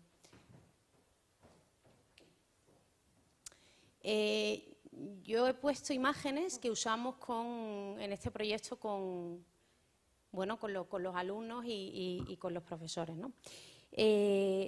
Realmente la inmensidad de los Objetivos de Desarrollo Sostenible hace que su cumplimiento pase por la implicación civil, y para que la ciudadanía se implique tiene que conocerlos. Y yo, trabajando con centros escolares, con públicos, pues me da la sensación de que la gran mayoría o los desconoce o los mezcla con los objetivos del milenio. No sé si tenéis esa misma sensación vosotros. Entonces, el primer planteamiento que nosotros nos hicimos es, bien, el arte como herramienta, pero ¿como herramienta para qué? Pues para sensibilizar y educar en los Objetivos de Desarrollo Sostenibles, que es la ruta que España y otros casi 139, ¿no, María? No sé cuántos países, ¿no? Como decía María, se han comprometido a cumplir, y unas metas para 2030. O sea, nosotros tenemos una ruta marcada por esos objetivos. Entonces, siempre nuestra idea primera fue el arte como herramienta para sensibilizar en los Objetivos de Desarrollo Sostenible. Porque, como decía, nosotros hemos usado el arte para diseñar proyectos de inclusión social en los que se fomentaba pues, el trabajo en equipo, la sociabilidad. Lo hemos usado para desarrollar proyectos de inteligencia emocional y arte, de desarrollar habilidades socioemocionales a través del arte. Lo hemos medido, lo hemos evaluado. O sea, realmente el arte es esa herramienta y sirve para todo esto. Y seguro que los que trabajáis como educadores también lo habéis experimentado, ¿no? Entonces, ¿por qué no para objetivos de desarrollo sostenible? Decíamos que claro, el arte, así como concepto abstracto, tiene esa capacidad para emocionar, tiene esa capacidad para comunicar simbólicamente, con lo que permite nuevas perspectivas y maneras de percibir e interpretar el mundo. Y también tiene la facultad de hacernos replantear nuestros hábitos. Gardner afirma que el arte proporciona los instrumentos necesarios para abordar ideas y emociones de gran significado que no pueden articularse ni dominarse a través del lenguaje corriente. Es decir, que allí donde no llega, y esto ya lo hemos hablado esta mañana, la ciencia o la tecnología, llega una poderosa obra de arte. La transformación social, también lo hemos escuchado, en última instancia es un proceso emocional en el que las personas en un momento dado reaccionan, se motivan, son estimuladas, y ese estímulo, que puede ser en parte provocado por una obra de arte, es lo que hace que se empoderen y paulatinamente se vayan cambiando sus modos de vida hacia estilos o maneras de vida más sostenibles, ¿no? Esta, lo que decía antes, ¿no? Julie's Bicycle lleva a Eliasson, ¿no? Y es gracias a ellos, que bueno, tú no has hablado de esa obra, pero si quieres lo comentas. Y nosotros la usamos con alumnos para educarles o sensibilizarles en los objetivos de desarrollo sostenible, ¿no? No estaba acordado ni nada, ha sido estupendo esto, me encanta. Entonces, además de todo eso, el arte sirve como herramienta porque hablar, ver y debatir sobre una imagen artística nos permite acceder a formas de pensamiento muy complejas. Esto, si se hace de manera periódica, mejora los procesos cognitivos, y los que trabajáis con arte y educación, de nuevo lo habréis visto, desde verbalización del pensamiento a otra cosa que decíamos esta mañana, la construcción de una ciudadanía crítica. El arte tiene ese poder de fomentar el pensamiento crítico. Como hemos visto aquí, cada vez hay más artistas contemporáneos que tratan el tema de la sostenibilidad, que tratan el tema del cambio climático y que entienden la obra y el proceso artístico pues no solamente como un logro técnico o como algo hedonista, sino como una respuesta o una posible solución, ¿por qué no?, al problema del desafío climático o de la sostenibilidad. Hay muchísimas plataformas que engloban artistas y clima, muchas de ellas ya las hemos visto. Me gustaría mencionar una tesis de Cristina González Gabarda de la Universidad de Valencia, magnífica, que hace un estudio exhaustivo de todas las corrientes y tipos de arte y de arte sobre todo contemporáneo, que está trabajando hoy en día estos temas. Y nosotros estamos usando arte contemporáneo para sensibilizar en los objetivos de desarrollo sostenibles. ¿Por qué? Bueno, el arte contemporáneo está muy alejado de las aulas, prácticamente bueno, no se estudia, no se ve. Sin embargo, tiene una especial conexión con los alumnos, porque les está hablando de tú a tú, ¿no? Ellos reconocen las técnicas, reconocen los temas, reconocen y se sienten muy conectados con este arte.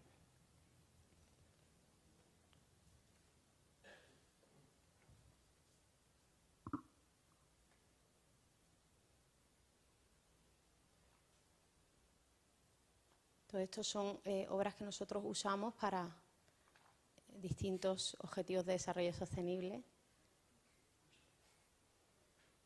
Obras, por ejemplo, como las de John Gerard o Tomás Saraceno o Agnes Denes, nos recuerdan, como dice Luis Kaminser, un artista y pedagogo uruguayo, que el arte es un lugar donde se pueden pensar cosas que no son pensables en otros lugares, ¿no?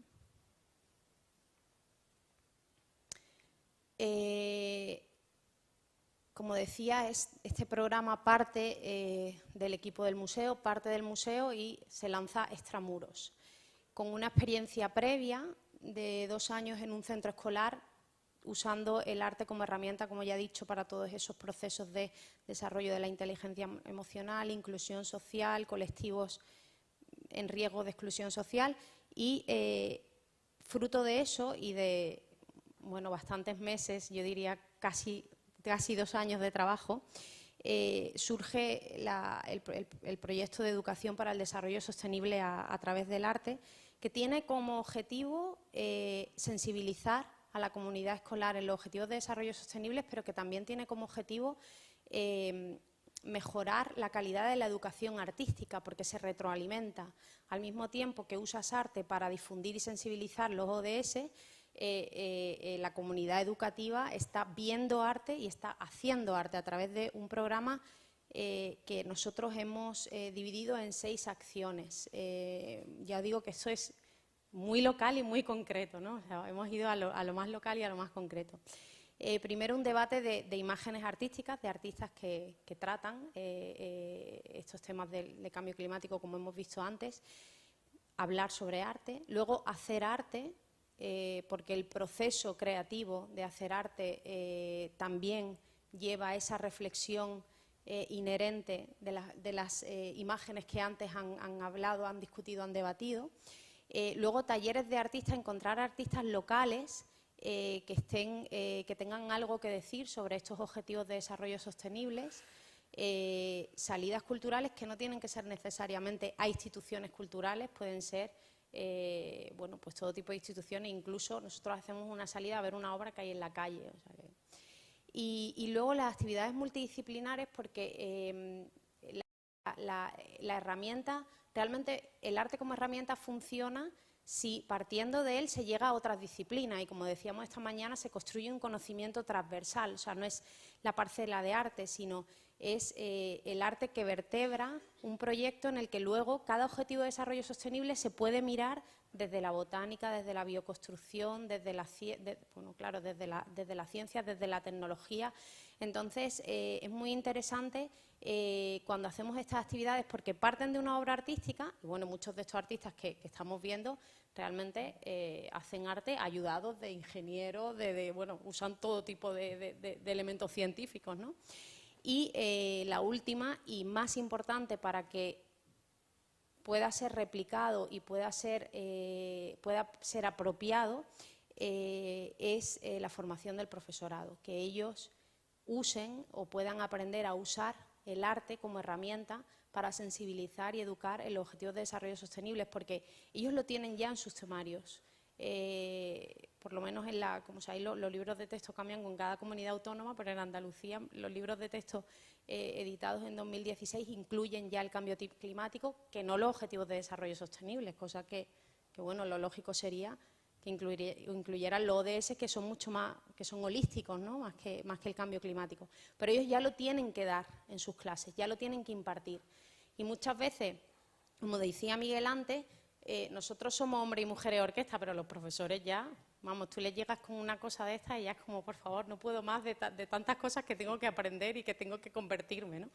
Entonces, tiene que ser algo muy sencillo y muy motivador para que ellos quieran adaptarlo y quieran integrarlo en sus aulas cuando les toca hablar sobre cambio climático, ¿no? Yo os voy a poner, para terminar, un ejemplo muy concreto que ahora estamos trabajando con primero de bachillerato para que os hagáis una idea de en qué consiste este uso del arte como herramienta. Un uso que ni hemos descubierto la vacuna de nada, ni es una panacea, es un elemento más en el debate de la sostenibilidad y de cómo llevarlo a la población al final, ¿no? Y de cómo la población puede movilizarse si conoce los ODS. Nosotros hemos diseñado el programa desde infantil hasta bachillerato, obviamente seleccionando, depende qué objetivo para qué nivel. A primaria, imaginaros, pues ecosistemas marinos y a bachillerato, pues innovación e infraestructura, ciudades y comunidades sostenibles, que es el que estamos trabajando pues ahora con bachillerato. Entonces nosotros cogemos este objetivo de desarrollo sostenible junto con los profesores y diseñamos este programa de acciones en torno a él. Debate de imágenes artísticas. Y os pongo un ejemplo y esto va variando, esto no es rígido ni... Pues nosotros vamos a hablar sobre sostenibilidad e insostenibilidad a través de imágenes, por ejemplo, como las del fotógrafo Jan Bertrand y los suburbios que fotografía, entre ellos de Sudáfrica. La utopía, de nuevo, de las obras de Tomás Saraceno y cómo, bueno, pueden ser posibles... integran posibles soluciones a lo que debería de ser, según su punto de vista artístico, las ciudades futuras, o la explosión de la burbuja inmobiliaria en España, aquí materializado en Tenerife, en la serie de obras de Simona Rota de Instant Village, ¿no? Estas obras son muy reconocibles por los profesores, por los alumnos, o sea, es algo que está en nuestro día a día, que hemos visto, ¿no?, en los periódicos. Entonces, el debate sobre estas obras se hace muchísimo más cercano, digamos. ¿Veis que Picasso por aquí todavía no ha aparecido? Cuando trabajemos Paz y Justicia, por supuesto, aparecerá. Luego nosotros intentamos también, pues, en esas actividades multidisciplinares, mostrarles casos de estudio innovadores, soluciones innovadoras que abarcan lo local, con arquitectos que trabajan la bioconstrucción, talleres prácticos sobre bioconstrucción, pero también lo internacional y cómo el estudio de arquitectura NLE da esta solución al problema que tiene Lagos de inundación, ¿no? De que la ciudad se está inundando. Que incluso ya han construido una de las casas flotantes, que es un colegio, se llama el Makoko School y estuvo en la Bienal de Venecia de Arquitectura. O sea que esto, lejos de ser una utopía, en parte ya es una solución real, ¿no? O salimos a ver las obras de artistas locales, de artistas de la ciudad, como esta de Daddy Dreucol. Esto es Málaga. Esto es cuando quitas el telón del Pompidou y del Picasso aparece esta parte de Málaga, que es también el centro de la ciudad, pero un centro en el que el turismo está cada vez inundando más, que al residente nada más que le queda pues una salida de emergencia, dentro de esa idea de que la ciudad sostenible ha de ser también sostenible e inclusiva para los propios residentes, ¿no? O obras que aunan arte y uso público del arte. Tenemos que ir... Ya he terminado con esta. Vale. Y uso público del arte, como lo que hace el colectivo Basurama, que está aquí en Madrid, que hace cosas fantásticas y que además son unos maravillosos... o sea, se dan y participan y son muy generosos en organizar talleres y en organizar cosas con ellos, ¿no? Solamente decir que, bueno, que la idea de todo esto, en realidad, yo creo que debe de ser, de todo lo que nosotros hacemos, construir conciencia, construir una ciudadanía en la que todos nos veamos como socios ante un desafío que puede que sea el mayor que tengamos en la historia, ¿no? Entonces, tenemos que construir esa identidad global y el arte y la cultura son capaces de ayudar a esa construcción de esa identidad global. Muchas gracias. Gracias a ti.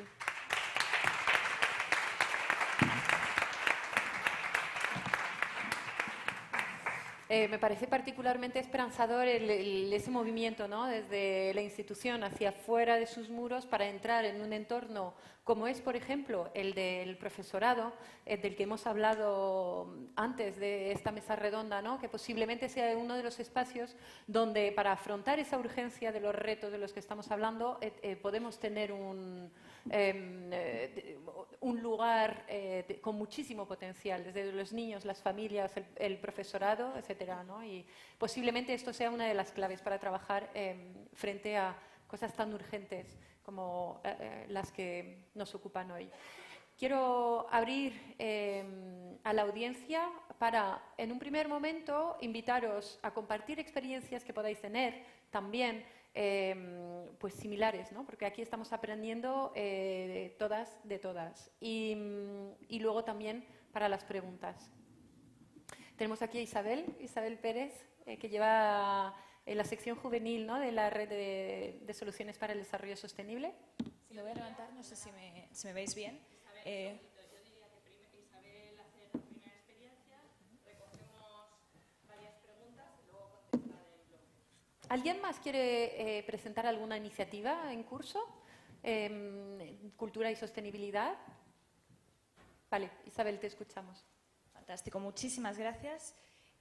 Voy a empezar un poco donde lo dejaste tú, sobre la educación. Yo he sido profesora, soy profesora de la Universidad de Nueva York, New York University, desde los 19 años, así que tengo 25, llevo 6 años dando clase y siempre me sorprende la falta de conocimiento de los jóvenes sobre la interacción entre la cultura y el desarrollo sostenible, ¿no? Y creo que uno de los papeles más importantes que las instituciones culturales pueden jugar es precisamente el involucrar a los jóvenes en este proceso. Como comentó muy bien mi compañera María Cortés, desde ONUS DSN realizamos iniciativas a escala global con el objeto de lograr la efectiva implementación de la Agenda 2030 y en particular de los ODS. Y lo que intentamos con SDSN Youth es precisamente involucrar a los jóvenes en este proceso. Unos jóvenes que no son simplemente el futuro, sino que son también el presente y que deben contar. como veo a muchos jóvenes aquí, debemos contar para el desarrollo sostenible y debemos ser una pieza crucial en la implementación de los ODS. Por supuesto, dentro de nuestras iniciativas, las artes tienen una importancia vital. Tenemos dos tipos de iniciativas. Uno con SDSN, Concert for a Sustainable Planet, que lo realizamos en el Carnegie Hall de Nueva York cada año. Este septiembre lo volveremos a realizar también. Y luego la iniciativa 2030, que es la iniciativa de la que yo soy manager dentro de SDSN Youth. Es una iniciativa que organiza eventos en todo el mundo. De hecho, tuvimos nuestro evento en Madrid este pasado viernes. Estuvimos en el Vaticano. De hecho, nos recibió el Papa, Su Santidad, el Papa Francisco. Tuvimos un evento en la Universidad de Columbia y próximos eventos incluyen una colaboración con la Filarmónica de Nueva York, la New York Philharmonic, y una participación en el Nobel Peace Prize Forum. Como comentaba antes muy bien Marta, no se suele contar la cultura como el cuarto pilar del desarrollo sostenible, ¿no? Siempre que hablamos de desarrollo sostenible, pues hablamos del crecimiento económico, hablamos de la inclusión social y hablamos de la preservación medioambiental, pero no hablamos de la cultura como ese cuarto pilar. Y de hecho existe una amplia literatura, empezando ya en el año 2000, que exige que la cultura sea este cuarto pilar. Por ejemplo, John Hawkes en The Fourth Pillar of Sustainability habla precisamente sobre esto, ¿no? Y estos pasos iniciales también han sido reconocidos por la UNESCO, primero con el artículo 13, en la reunión de expertos sobre la cooperación internacional, donde la cultura se inserta en el desarrollo sostenible, y actualmente reconociendo el rol de la cultura dentro de la implementación de los ODS. En particular, dentro del ODS, por ejemplo, 4, de la educación, 11, ciudades sostenibles, 13, cambio climático, 8, crecimiento económico, etc., ¿no? Entonces, la relación entre arte y sostenibilidad en nuestra organización es muy similar a los ejemplos que se han tratado anteriormente, en el sentido de que tratamos, por un lado, de que la sostenibilidad llegue a la creatividad, es decir, a la obra de arte, que la obra de arte bien sea hecha de una manera que contribuya a la sostenibilidad, por ejemplo, mediante el uso de materiales reciclados o usando determinados residuos, o bien sea reflejando una problemática, ¿no?, sobre el desarrollo sostenible. Por ejemplo, una de las obras que pusimos en nuestro concierto de Carnegie Hall precisamente estaba basada en sonidos grabados en Nueva York que representaban la enorme contaminación acústica, ¿no? En nuestro evento de este pasado viernes, de hecho, tuvimos la oportunidad de interpretar la Sinfonía por un Mundo Mejor de Juan Antonio Simarro, donde él reflejaba precisamente sus preocupaciones y perspectivas sobre el cambio climático y la acción del hombre en la naturaleza. En dicho evento, la interacción entre las distintas ponencias y las obras artísticas conseguía lo que estábamos hablando antes, comunicar, en primer lugar. En segundo lugar, emocionar. Hemos hablado ya de la importancia que el público se emocione para poder entender mejor y para poder inspirarse para tomar acción en cuanto al desarrollo sostenible. Y, por supuesto, todo esto lleva a una concienciación sobre los objetivos de desarrollo sostenible. Aparte, el compositor pues, tuvo la oportunidad de hablar, de explicarnos la obra, por lo tanto, podía participar tanto mediante el lenguaje hablado como el lenguaje musical. Además de esta comunicación sobre los ODS, creemos que los artistas pueden tener una participación activa en la búsqueda de soluciones. Y una parte de nuestro programa es el Bringing Solutions to Life. ¿En qué consiste esto? Bueno, nosotros en uno de nuestros programas dentro de SDSN Youth es el Youth Solutions Report, donde se elige 50 iniciativas de jóvenes de todo el mundo que están generando ya un cambio extraordinario en la implementación de los ODS. Y lo que hacemos nosotros es involucrar a un artista en estos proyectos para que el artista pues, ofrezca sus perspectivas y colabore activamente dentro de estas soluciones. Por supuesto, también tenemos una vertiente educativa, no solamente en colegios y universidades. Hemos hecho un evento en Columbia University y otro que va a venir ahora en New York University, sino que también educamos o de alguna manera informamos, no tanto educar, pero informamos a los artistas sobre desarrollo sostenible, ¿no?, que tengan las herramientas necesarias para que su trabajo pues, tenga significado dentro de la promoción del desarrollo sostenible. Esto lo hacemos a través de webinars, donde traemos a expertos que efectivamente están combinando su trabajo en la sostenibilidad con su trabajo en las artes. Entonces, esto es lo que un poco hace la organización hacia afuera, ¿no? Cómo nosotros, a través de nuestras obras de arte, llevamos la sostenibilidad. ¿Cómo incorporamos ahora la sostenibilidad dentro de la gestión de estos eventos y demás? Pues, por supuesto, muchas de las ideas ya se han comentado, la realización de un plan de sostenibilidad, tenemos a un miembro del equipo que está especializada en esto y tenemos a unos embajadores, lo que hablamos antes de los artistas, la importancia de que los artistas pues, contribuyan en promocionar estos estos ODS, parte de nuestros artistas son embajadores y promocionan estos ODS a nivel global. Y con ello pretendemos dos cosas. Por un lado, concienciar, pero también servir como modelo, que esto es muy importante, que la gente vea un modelo de una organización en la cual sí que se puede actuar de manera sostenible y que está generando todas estas obras de arte en relación al desarrollo sostenible. Por último, quería terminar volviendo a reiterar la importancia de los jóvenes, la importancia de SDS en Youth, la importancia que tienen los jóvenes en el desarrollo sostenible, porque nosotros somos la generación de los ODS. A nosotros nos ha tocado la responsabilidad de cumplir estos objetivos de desarrollo sostenible. Somos el presente, no el futuro de la sostenibilidad. Y creo que a través de la cultura podemos perfectamente canalizar nuestros esfuerzos de una manera muy efectiva, de una manera muy inclusiva, para lograr un mundo diferente. Y que lo vamos a conseguir probablemente en el 2030 gracias a la implementación de los ODS. Muchísimas gracias y muchísimas gracias por esta oportunidad, Marta, especialmente. A ti, Isabel, completamente de acuerdo en que efectivamente esta generación es el futuro y brillante en cuanto a incorporar todos esos desafíos a los que nos estamos enfrentando. Ahora sí abrimos a preguntas. Vamos a recoger 3 o 4. ¿Se escucha? Sí. Bueno, primeramente me quería unir un poco a lo que son experiencias sobre lo que se da a nivel cultural. Primeramente quiero agradecer por las jornadas, son muy enriquecedoras, más que todo amplía a nivel, más que todo local, ¿no? De las expectativas que se están dando no solo a nivel global, sino local. Más que todo quiero matizar con mi tesis doctoral. Yo soy ocióloga, hice mi doctorado en ocio y desarrollo humano y diseñé una estrategia de ocio para la municipalidad de Ambato, en el país, en Ecuador. Mi ciudad natal es Ambato, entonces se hizo un análisis de lo que son las infraestructuras de ocio. Dentro de las infraestructuras de ocio pude analizar lo que son los museos, bueno, las instalaciones también polideportivos, distintos también centros culturales. Entonces lo que nosotros queremos resaltar es que le damos mucha importancia a lo que es la cultura. Vemos como un motor también de desarrollo no solo individual, sino humano. Y como ocióloga se desarrollan varios programas, más que todo también para interactuar con las personas y con la ciudadanía, y sobre todo que haya ese empoderamiento ciudadano de las personas.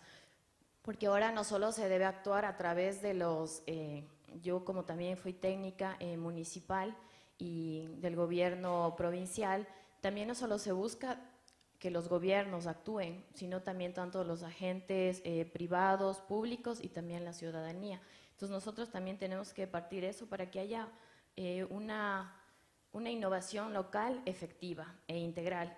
Entonces, dentro de nuestras líneas, lo que hemos hecho es a través también de nuestro plan del buen vivir, donde nosotros nos focalizamos en lo que es calidad de vida, y en esto de nuestra oferta de ocio integral lo que hacemos es desarrollar diferentes centros culturales multidisciplinarios e inclusivos, más que todo no solo para mezclar el arte, sino también la etnia, porque nosotros también tenemos grupos vulnerables, también las personas con discapacidad, pero también tenemos a personas y comunidades indígenas que todavía sienten esa exclusión. Y por eso todas estas infraestructuras fueron analizadas de titularidad pública, porque nosotros queremos que haya gratuidad en la cultura. Entonces, más que todo eso quería matizar y agradecer mucho cada uno de los casos que se han dado para que nosotros también asimilemos esas nuevas prácticas y también aplicando los objetivos de desarrollo sostenible. Muchas gracias.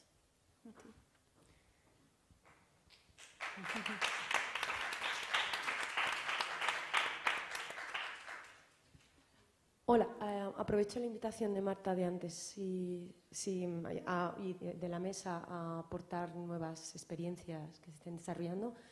Bueno, desde la Universidad Politécnica de Valencia llevamos desde el año pasado con un I+D que se llama Humanidades Ambientales, Estrategias para la Empatía Ecológica en la Transición hacia Sociedades Sostenibles. Es un I+D que nos han concedido para 3 años y emana de un I+D anterior que se desarrolló aquí en la Universidad Complutense de Madrid, que lo llevaba Antonia Raquejo y José María Parreño, que se llamaba Arte y Ecología, Estrategias de Protección del Medio Ambiente y Recuperación de Territorios Degradados. Tanto en un I+D como en otro mezclamos profesionales académicos del mundo de las artes plásticas, y con científicos, con filósofos. Por ejemplo, en este I+D contamos con Jorge Rietzmann, que es filósofo especializado en ética ecológica de la Universidad Autónoma de Madrid, y también con Tonia Parreño y otros miembros de la Universidad de Alcalá de Henares, porque en este I+D se trata de mezclar y buscar las sinergias entre artes visuales, literatura y ética. Entonces, que sepáis que se está trabajando eso desde la Universidad Politécnica de Valencia y bueno, estamos encantados de daros información y de que visitéis nuestra página Ecohumanidades y ahí encontraréis toda la información de lo que vamos desarrollando. Y luego quería hacer una pregunta a la mesa, si me lo permite. Bueno, estamos hablando desde esta mañana de la importancia de la emoción en todo aprendizaje y desde luego si lo que buscamos con estos artistas, con estas obras que habéis mostrado, con estas iniciativas es buscar una transformación social en línea con la transición a la sostenibilidad, creo que a veces la emoción se nos queda corta, mucho me temo. Precisamente hago la tesis doctoral también, como la compañera, sobre estos temas y creo que debemos dar el paso, como se ha mencionado antes, hacia la participación. No solo emocionar, sino que el público, empoderar al público para que se haga decisor de sus propios futuros, para que participe en los procesos de toma de decisiones, para que se implique en las obras de los museos, en la política, en los movimientos de base social. Es increíble el poder de la participación a la hora de realizar ese cambio de chip, ¿no? en la mente, ¿no? Y creo que ahí nos enfrentamos a un problema también, que a ver qué ideas me dais, cómo lo habéis solucionado. Es que, bueno, en este mundo cartesiano, a la hora de proponer un proyecto, te piden unos resultados. ¿Cómo medimos esos resultados de la transformación en las actitudes de las personas? No se puede a veces, porque son cambios muy lentos, son gotitas de agua que van cayendo en las mentes de esas personas y que un día bozan el vaso y producen un cambio de actitud. Pero nunca puedes evaluar cómo de eficaz ha sido una exposición, una obra de un artista. No hay manera. Me encantaría que alguien encontrara la fórmula. Carmen Marín ha hecho una tesis doctoral al respecto y bueno, estaría interesante estudiarlo. Newton y Helen Meyer Harrison, pioneros del arte ecológico estadounidense, lo conocéis seguro, les invitaron a hacer una exposición, Greenhouse Sprit, en Londres, y el Departamento de Medio Ambiente, el DEFRA, que fue quien les invitó a hacer esta exposición, les pedía resultados que midieran el cambio de actitud de los espectadores. Wallace Hain, filósofo ambiental, se encargó de hacer esa evaluación. Bueno, el resultado es que no se puede medir. Me gustaría si tenéis alguna idea al respecto. Y más allá, ¿importa medirlo al artista? ¿Le importa medir ese resultado? ¿O lo que nos importa a los artistas realmente es ofrecer nuevos futuros, nuevas posibilidades, sacar hacia arriba cuestiones, nuevos temas, polemizar, debatir, hacer que el público reflexione? Muchas gracias. Recogemos, si queréis, esta primera pregunta y si queréis reaccionar sobre las experiencias que nos han presentado. Claro, bueno, yo voy a contestar a lo de medir. Claro, es que medir, se pueden medir algunos aspectos. Nosotros, de hecho, precisamente por lo que tú dices, porque te exigen unos resultados, hemos medido en anteriores proyectos, por ejemplo, cómo se desarrolla una determinada habilidad socioemocional a través de una exposición periódica a ver arte y hacer arte. Durante 2 años estuvimos midiendo a un grupo de alumnos que venían y entonces lo que se medían eran unas habilidades socioemocionales muy concretas. Bueno, María José Valverde, que no está aquí, pero es compañera mía, es experta en inteligencia emocional, entonces ella diagnosticó una serie de habilidades socioemocionales, tipo empatía, ¿no? Y esas fueron las que se midieron. Pero vamos, yo creo que al artista eso, no sé en mí, pero yo creo que al artista eso le da igual. Cuando en este proyecto, por ejemplo, como no hay dinero de por medio por ahora, pues no se piden resultados, o sea, no te piden medir nada. Y claro, en los centros escolares, al final o sea, el terreno del día a día de esos centros escolares, al final, es encontrar al profesor que esté motivado para hacer eso. Y a él le da igual que se mida o que no, o sea, él ve en su clase si eso engancha, si no, porque conoce muy bien a sus alumnos. Entonces, a él, o sea, las mediciones y los resultados le dan igual. Él ve o ella ve si es viable, si no le quita mucho tiempo, si no es muy complicado, digo del profesor motivado, del que no está motivado directamente no hablamos porque ese no lo va a hacer. Si tiene tiempo y si es sencillo de aprender y si es práctico y rápido para lo que él o ella busca en el aula. Esa es su manera de medir, pero sí estoy de acuerdo en que este tipo de proyectos, o sea, puedes medir una faceta, pero es una cosa mucho más abstracta y, como tú dices, a largo plazo. Entonces ahí la medición del éxito de un proyecto es como, ¿no? Gracias. Ok, creo que Christine también quería reaccionar. Okay, just so briefly, I think that the point you raised about emotion before that was really important.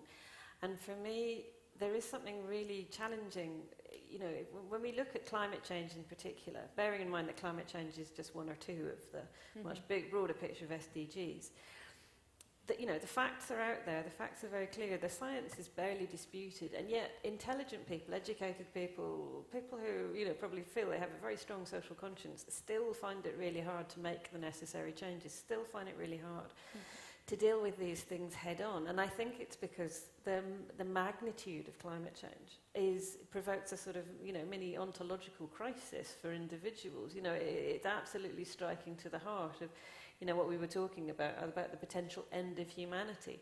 And I think there is a role for art and arts and all sorts of cultural expression to kind of to try and capture that and unlock that and make that conversation easier. Because it is so overwhelming, and so being able to challenge that period of self-reflection. I think on your other point, there's two things. Firstly, yes, so just to measure an exhibition, yeah, you can ask people how they feel when they come out. Are they going to do something different? You know, that's fine. And you can even ask them 6 months later, well, did they do anything different? But I think the trick in thinking of this wider thing about partnership, again, is to say, well, it's not just the exhibition. That exhibition has to be part of something bigger. If you just put on an exhibition, and it's fine, but it's potentially a little self-indulgent, to be honest, when we're talking about making a contribution to the SDGs. So I think it's important to think of something bigger than that, because the other question about saying, you know, well, is it worth it? Should the artist just be a provocateur? That's fine. You know, and if you think, or if any individual thinks that's fair enough, then that's fair enough. But I think we're at a stage where, again, we need to start challenging ourselves, and artists are included in that.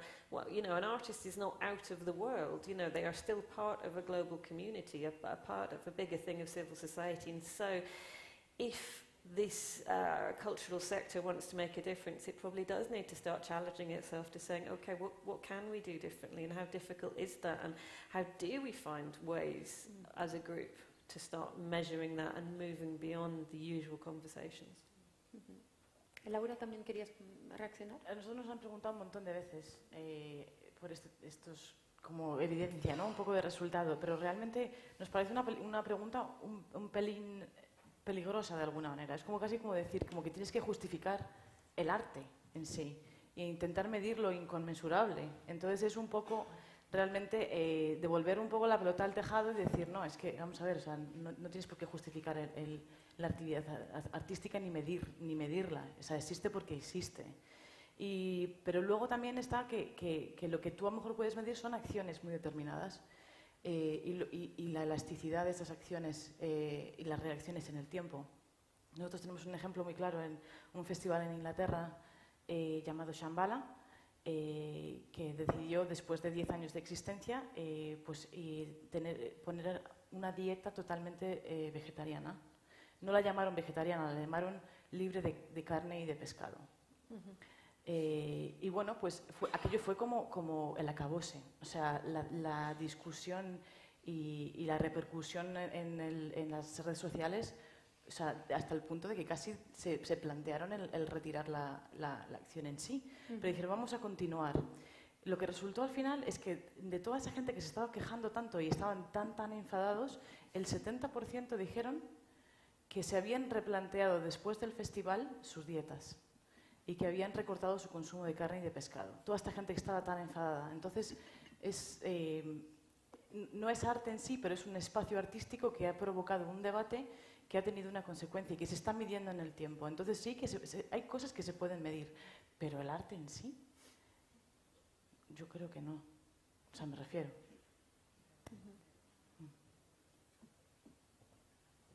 ¿Alguna otra pregunta? Sí, ahí.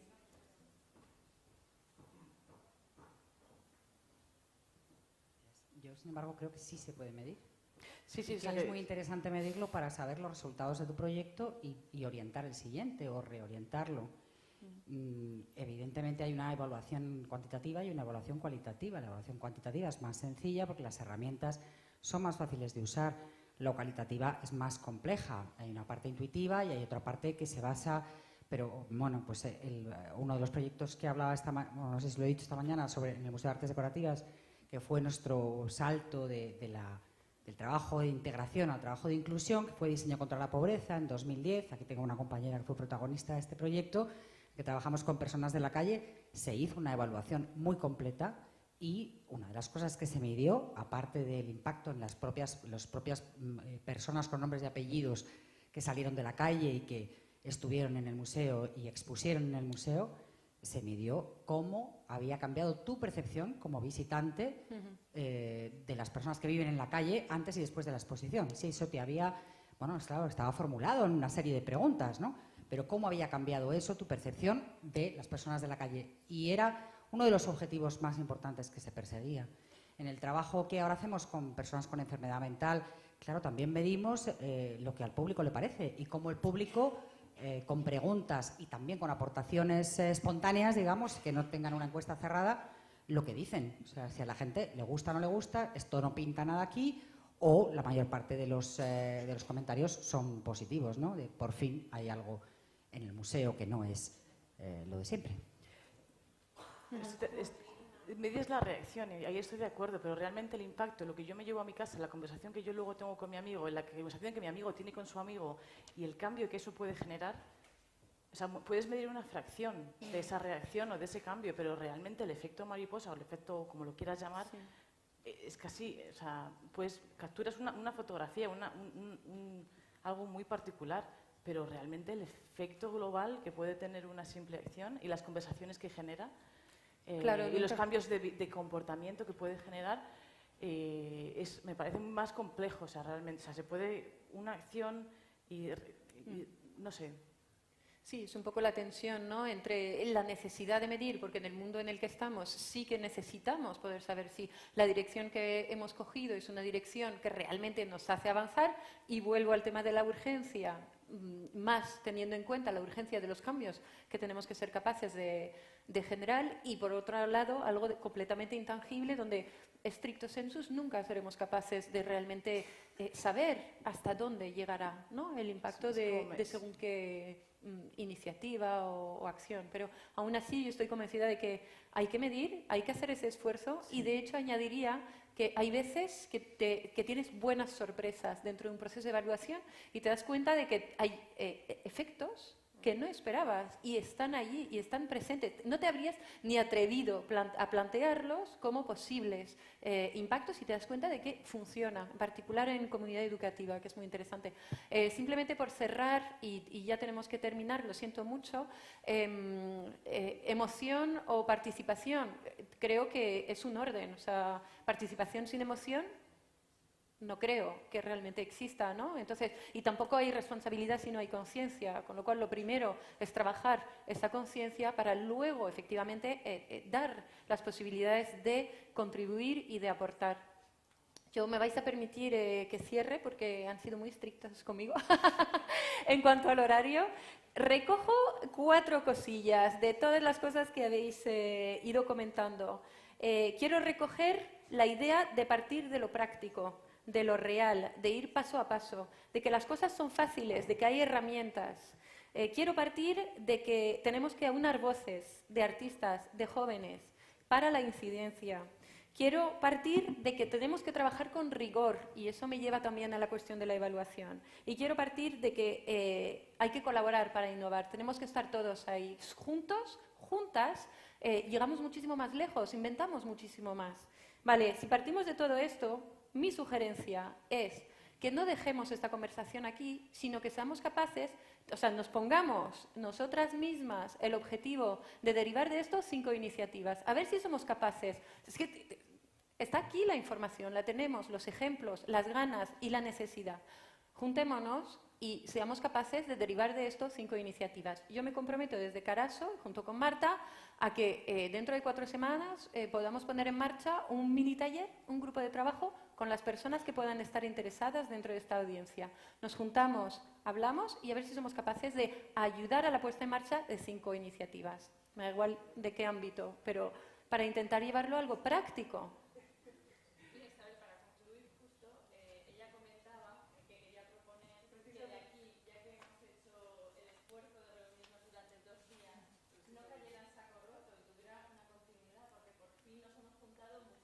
Efectivamente. Interesadas en combinar arte y sostenibilidad. Entonces es una oportunidad que ya tenemos aquí. Desde la Red Española para el Desarrollo Sostenible os invito a contactarnos y con Isabel, bueno, formar este germen de personas que queremos hacer cosas. Gracias, porque esa es mi propuesta. Yo después de oírlo y felicitar a todos los que llevo oyendo durante la mañana y la tarde, era concretar, hacer una planificación mínima.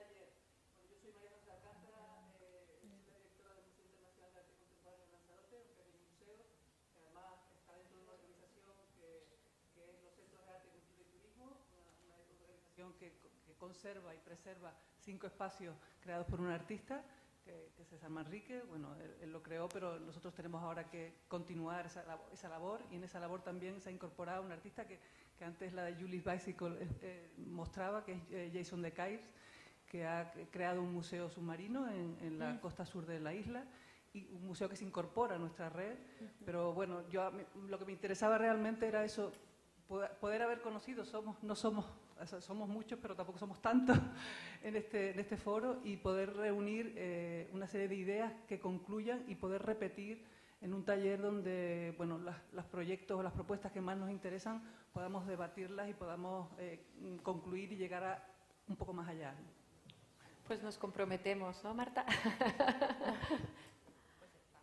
Yo no tengo nada más que añadir, sino muchísimas gracias, enhorabuena por la iniciativa y espero hasta muy pronto. Gracias.